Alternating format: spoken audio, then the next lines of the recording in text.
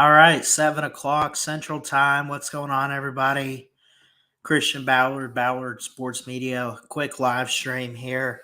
Really just focusing in on the SEC for 2023. We talk college football over here, and of course, we got tournaments going on. We got Arkansas is currently up at the half over Auburn in the SEC men's tournament, 37-33. Um, Two things that I wanted to talk about tonight regarding the SEC. As you can see by the title, um, and I had to, I kind of changed it up a little bit last second, but um, it's going to be interesting for Alabama's defense. You know, position battles, guys returning, second year experience, new experience. I mean, we lose guys like Henry To'oTo'o and um, you lose Will Anderson, but you bring a lot back, and we'll get to that shortly. But again, do me a favor, hit that thumbs up, subscribe if you're new. We're trying to hit 900 subs. We're actually trying to get monetized. I think that's the big goal for this year in 2023. I know we can do it, but it's going to take a lot of work. I'm going to put out the videos and we'll do live streams, but share it out. Let's talk about it, and let's together build this community. Let's keep doing that. So, um, yeah. So, wanted to talk tonight. Alabama football, of course. We always do. My favorite team, the Alabama Crimson Tide, and what we wanted to talk about was Justin Boygby, Dallas Turner lead a strong defensive line for Alabama. Three key guys that I would watch up front. I'd watch Justin Boygby. I watch Dallas Turner. And then I'm going to throw out a freshman who's actually going to be a sophomore this year. Had some interesting stats last year. Watch Deontay Lawson, number 32. He's kind of that inside middle linebacker type of guy. He's 6'2", 225. He had 24 tackles on his own. What's up, Daniel Berry? Good to see you in here, sir. But Deontay Lawson, let's start with him for a second. 24 tackles on his own. No sacks, no forced fumbles, no assists, no interceptions. You go back to the Sugar Bowl, he had 6 tackles, 2 on his own, 4 assist tackles, had 7 tackles on his own against Auburn the game before in the Iron Bowl. He's a guy, he kind of got some recognition, kind of got some time. I'll say this. I think that it's clear for Alabama's defense this past season that Will Anderson once again stole the spotlight. I'm not saying that to be negative. I'm not going to take anything away from Will Anderson. We call him the Terminator, by the way. He's obviously got a bright future in the NFL. Sorry, I got the basketball game on too. So he's going to have a bright future in the NFL. Not going to take anything away from what he did. Won't take anything away from Dallas Turner, which is another guy we want to look at. You look at what he did last year as a sophomore, 16 total tackles, 4 sacks, no forced fumbles or picks, but he did pretty good. As a freshman, we talked about Dallas Turner a little bit before the 2022 season. Go back to 2021. Let's rewind a couple years. He had 30 total tackles, 14 on his own, 16 assists, 8.5 sacks as a freshman. He's fast. He's relentless. He's good off the edge. Can get to the quarterback. And I'm going to start by saying, I know I put Justin Boygby's name there. I think it starts more so with Dallas Turner. I think what he does off the edge to replace Will Anderson, that's such an important position on the ball. And we talk so much about offenses and quarterback play. And just imagine what we're seeing in the SEC. So, I would say it starts with Dallas Turner, um, and what he can do. But then you build off of that. You work with Justin Boygby. You work with Deontay Lawson, Cats. Um, there's you could have Kendrick Blackshear, who would be a redshirt freshman, Jahad Campbell, Sean Murphy. Um, so, because you could also get the transfers out there. You could get Quay Russaw, who's a freshman who Alabama picked up in the 2023 class. They bring in two transfers. One is a JUCO transfer. I don't know what his college was, but he's a JUCO transfer, Justin Jefferson. And then Georgia transfer, Tresman Marshall. So it's the depth is what's there for Alabama, and it's what's going to help them on the defensive side of the ball, having the depth. If guys are not going to work out and they get off to a slow start, and again, we'll see this all unfold during the spring and throughout the summer and fall camp.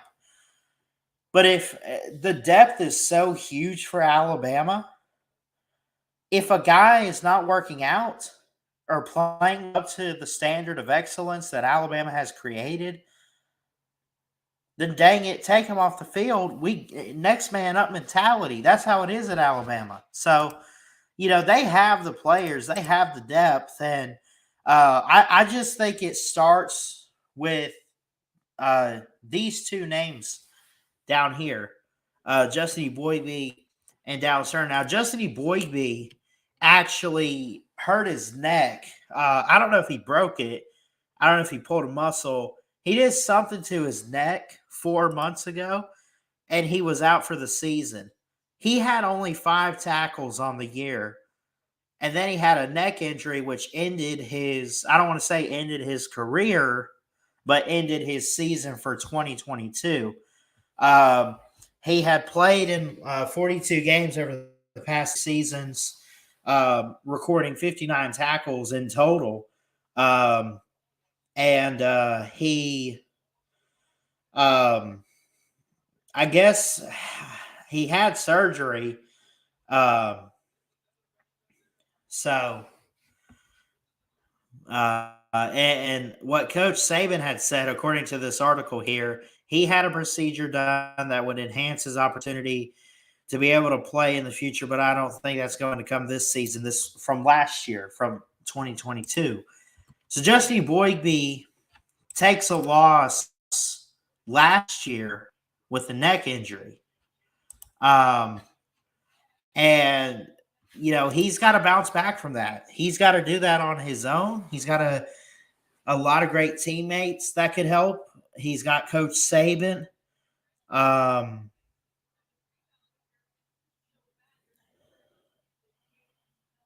So if you guys can still hear me, my computer froze up, but I'm going to keep talking until it, there we go. It's working now. So I don't know if it cut out for me or not. But again, Justin Boygby with the neck injury last season, and he's got to make up for that. I mean, I don't want to say that like he did it on his own. It's his fault, blah, blah, blah. I don't want to say that. But you look at what held him back last year. Justin Boygby is looking to stay healthy this year, number one, and then dominate the competition, number two. And you're going to find out a lot about the defense for Alabama if you watch the spring game, if you listen to Coach Saban's press conferences, which I'm sure he'll have some very soon with spring practice getting underway. We hope to hear from Coach. And I'm not in the media business completely yet. so I can't tell you um, everything like that. But I know around this time of year, he does hold pressers and talks about spring practice on like a Wednesday or a Monday, and um, all of that under the sun. So, but yes, a couple key guys on Alabama's defense. I expect it to be strong, fierce, and competitive. A strong defensive line for Alabama. You look at the secondary too. We could even go a step further and talk about that. Kool-Aid McKinstry. Does he take the place of one and Jordan Battle? Um, so you look at the cornerback position. Kool-Aid McKinstry comes in. Uh, he's actually most likely going to play cornerback and take the place of Eli Ricks. So we have some young guys: Antonio Kite, Earl Little, Jaleel Hurley. I could go on down the list. At safety, DeMarco Helms and Jordan Battle have turned pro. So did Brian Branch, who was a first team selection. He played star. He played nickel. Christian Story, Devontae Smith, Jake Pope. Watch those guys at safety. They also picked up the number one safety in Caleb Downs, who could be on the field this year as a freshman. He hits hard. He's fast. He's electric, wants to get after the football. Again, this is stuff we just have to watch in the spring game. And, it's just what we have to watch out for this spring. But I really believe that this Alabama defense this season could be very strong and competitive. But it starts up front in the trenches with Jesse Boygby, Dallas Turner. It starts with them, and they are going to be the ones that will lead the Alabama defense and hopefully lead the team to victory. So we'll just have to wait and see what happens.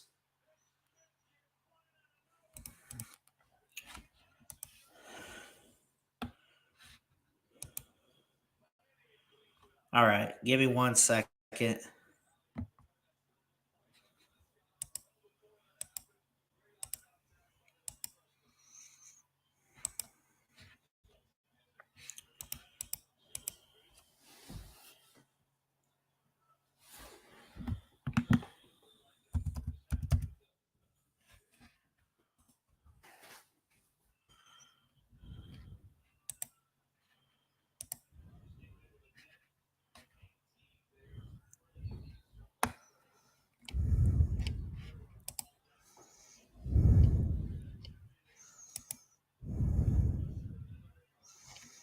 Okay.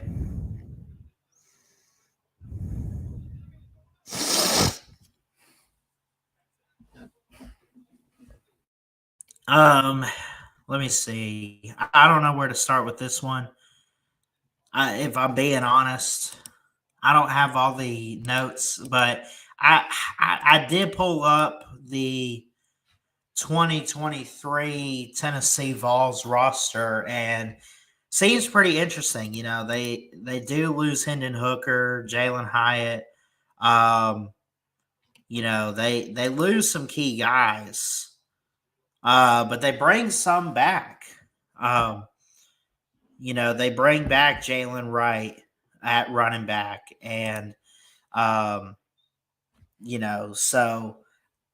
I guess the big question is now, as you can see by the title of the live stream too, and if I'll probably upload this, put it on YouTube, but can the Volunteers, who had a great season last year, can they rebound, challenge Georgia for the 2023 SEC East divisional title? Possible. Now, the Vols and Josh Heupel, want to obviously take that next step, go a step further, actually win the division. They got to get past the defending champs, 2-time defending champs, back to back. We know all about that. The Volunteers to challenge UGA in 2023 for the East. Maybe, maybe not. I don't know. The recruiting is off the charts. Hendon Hooker is going pro. It's going to be interesting to see the quarterback situation. How is it going to play out? You know, is it Joe Milton's to lose? I think it's Joe Milton. Or does the 5-star, remember they picked up a 5-star in this year's class, Nicholas Amaleva, or Amalevia. I still don't know how you actually say his name. I read it, and it looks like Amalevia. Hey, yeah, if you don't start this guy, but it starts at the quarterback position. Got to have a leader for that offense. I think Josh Heupel can coach the offense up. I really believe that. You bring back Jalen Wright, who's a sophomore. Walker Merrill. You have you have a couple different guys come in. Lynn J. Dixon transfers from Clemson at running back.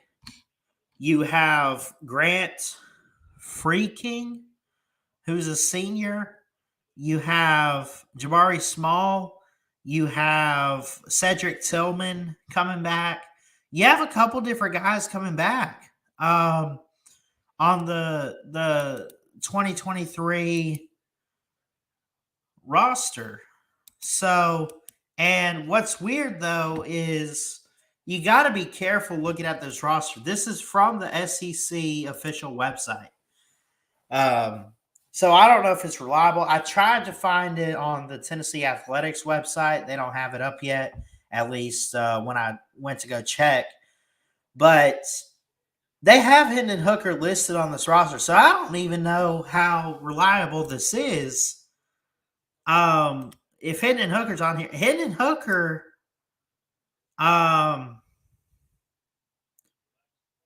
what was at the combine? Hendon Hooker was interviewed. So how is he on the roster? I don't know.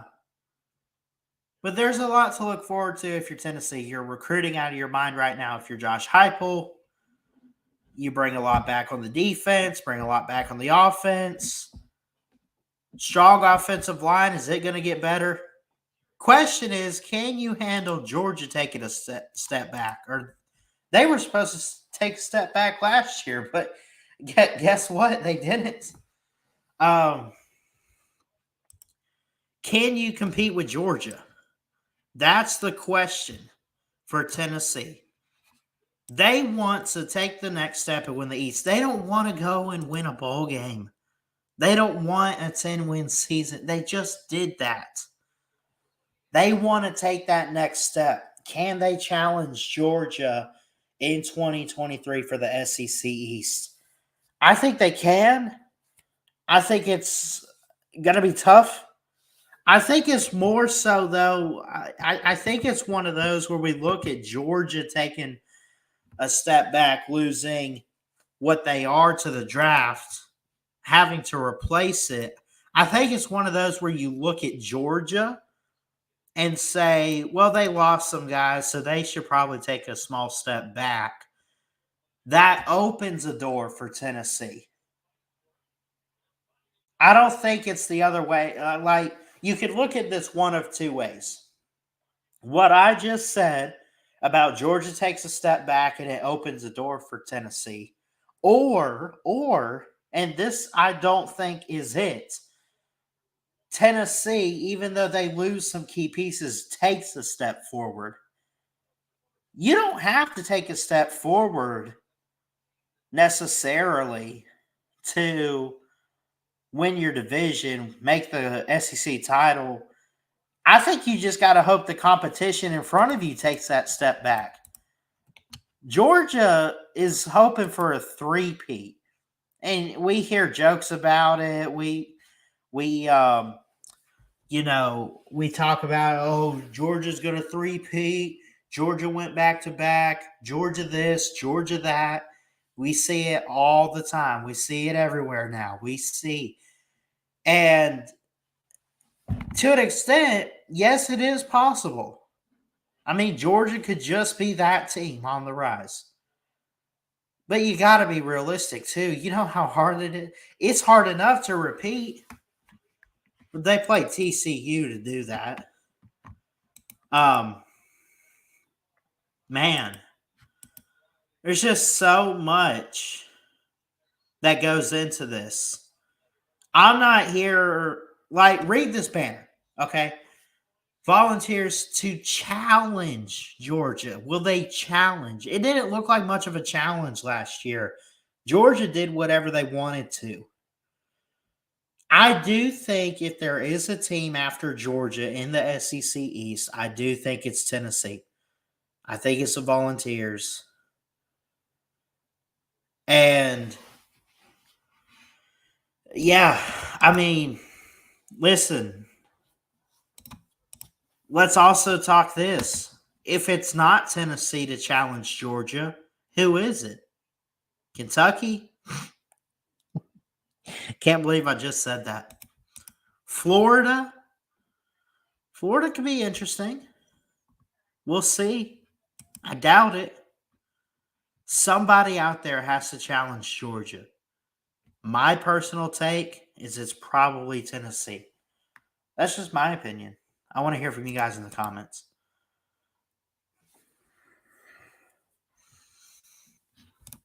Anyway, Q&A. If you have questions, I got answers. I can try to answer at least. Paxton does have a question in here. Do you remember Guitar Hero random question? I do not. I'm not sure at all what you're referring to. Sorry, bud. Sorry.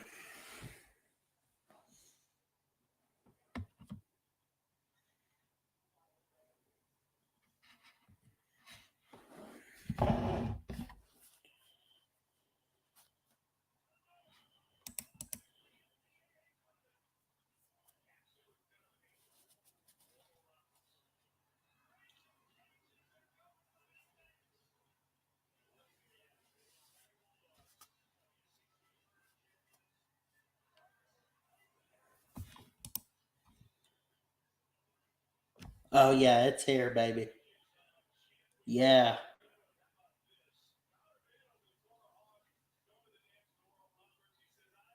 Alabama, by the way, plays tomorrow. Let me see. Updated SEC tournament.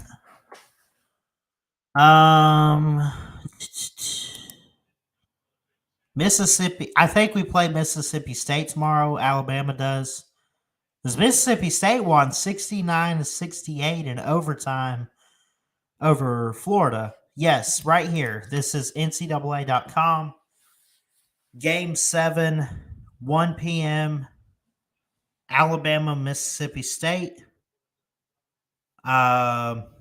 Missouri will play Tennessee. Texas A&M will play the winner, and it looks like it'll probably be Arkansas. Texas A&M will play the Game 5 winner, and it's probably going to be Arkansas.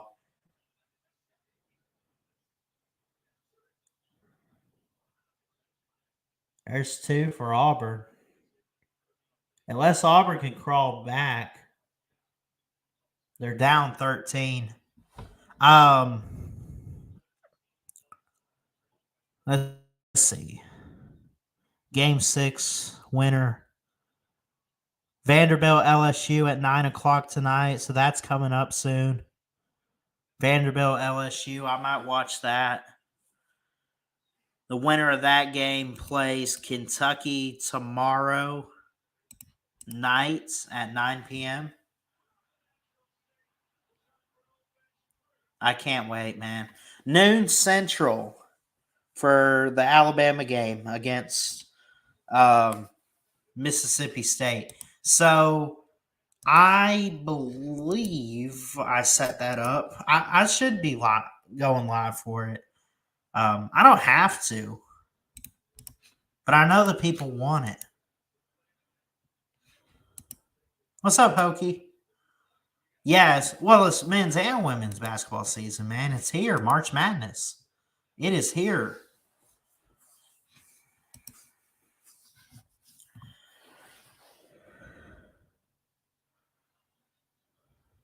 So yes, I set up a live stream for tomorrow to do Alabama and Mississippi State. Created that a few hours ago, and we'll be live. I think the game's 1 Eastern. Hold on.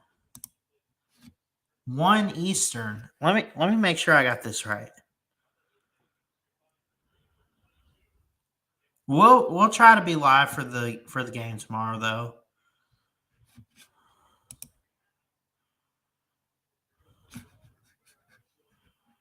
Schedule for the men's.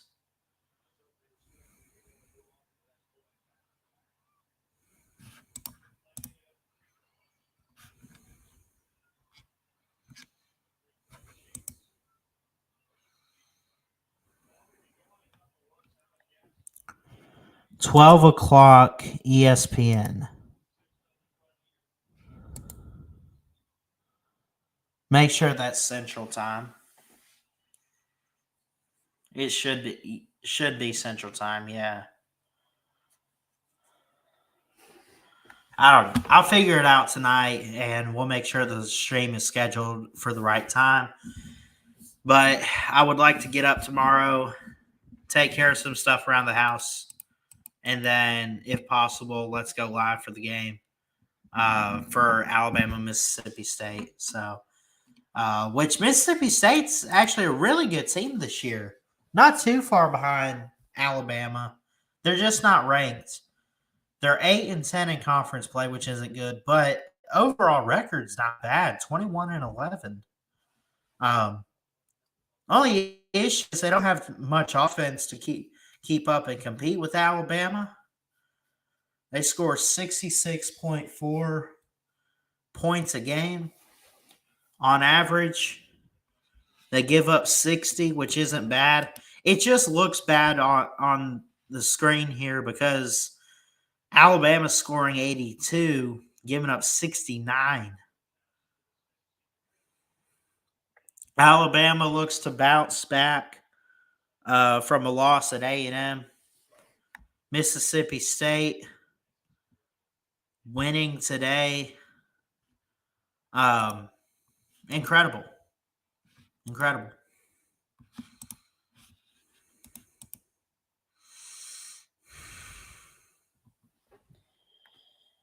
Whew.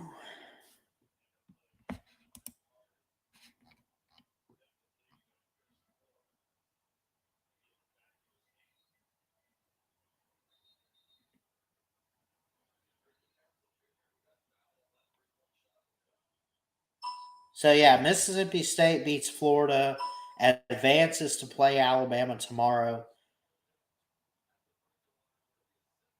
So, I don't know. Does Mississippi State have momentum? We'll see.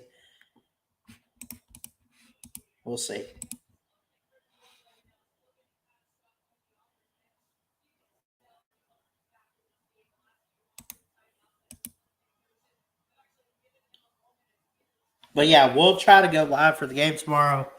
I'm going to go ahead and get off here. I don't want to, make this a hangout stream or anything.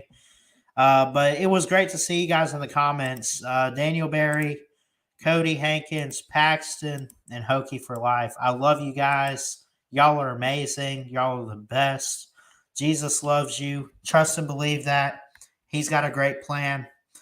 Please like, comment, and subscribe right here to Ballard Sports Media. And we'll see you next time. Ballard Sports Media, checking out. I love y'all. Good night.